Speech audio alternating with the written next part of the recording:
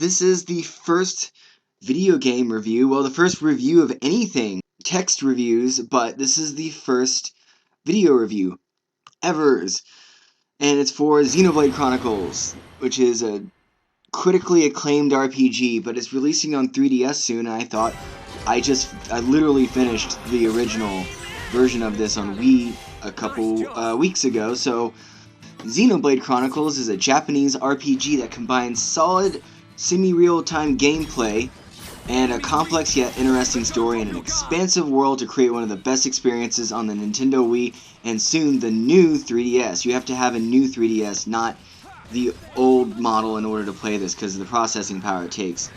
The story of Xenoblade Chronicles takes us to a foreign world where two massive Titan-esque creatures fought to the death, and up from their bodies sprang new life. The Bionis is inhabited by the Homs, Nopon, and Hyentia. All of them are organic beings. The Homs resembled humans more or less. The Mechonis gave birth to the Mechon and other seemingly mechanical monsters that consume organic material for power.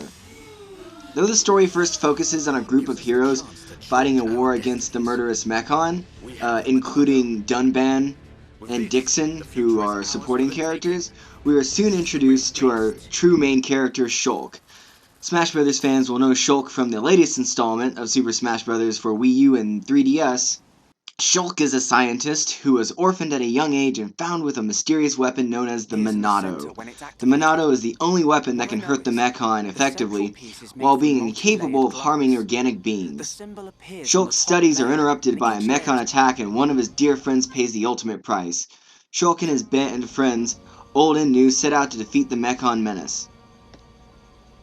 The story seems like a typical hero's journey at first, but becomes a lot more than that by the end. The end, though, is a little confusing and has to be seen and understood. Shulk runs into a lot of interesting characters, many become a playable part of his team. The gameplay is that of a semi-turn-based RPG. Though the attacks come in real time, there is a turn element to enemies and your allies' attack. It kind of resembles KOTOR, resembles Star Wars Knights of the Old Republic. Certain moves are more useful when you attack enemies at different angles. The backslash, for instance, hurts your foe from the back the most. This is how that move works in Smash Bros. As well. You can play as any member of your team, but Shulk is the most useful at the beginning. Only his weapon can really hurt the Mechon-based enemies or enable the other enemies to injure the Mechon using the enchant technique. Each piece of clothing has its attributes, so usefulness will take over aesthetics in most cases. This may make some really silly looking mismatches as you customize your character. Become accustomed to creating gems from crystals as soon as you can. Gems add abilities and attributes to your weapons and armor. You're stuck with using the one gem creator in Colony 9 at first, but you eventually can earn a portable one that you can use anywhere. Keep in mind this game is long. I didn't even screw around very much, and I nearly cleared 100 hours. 100 hours.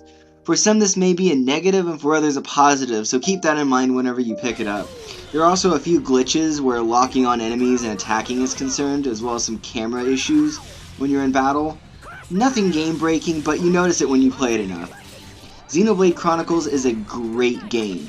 It was hard or expensive to get for a while, but now with its release on new 3DS, everyone will have a chance to play this expansive and immersive RPG. The story keeps your attention. I really cared about where the characters ended up by the conclusion. Even if the story does get crazy go nuts by the end, it's still worth your time. If you have a new 3DS, you should pick it up. You won't be disappointed. This game is really good.